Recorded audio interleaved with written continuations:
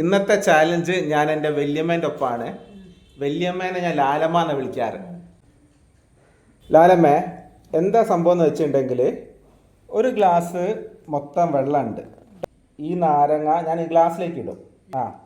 ഇപ്പോൾ ഗ്ലാസ്സിൽ വെള്ളം നാരങ്ങ വന്ന് ഇനിയിപ്പോൾ ലാലമ്മ എന്താ ചെയ്യേണ്ടതെന്ന് വെച്ചിട്ടുണ്ടെങ്കിൽ, ലാലമ്മ ഈ നാരങ്ങ എടുക്കണം. വെള്ളം പുറത്തേക്ക് പോകരുത്, അതില്ലാതെ എടുക്കണം.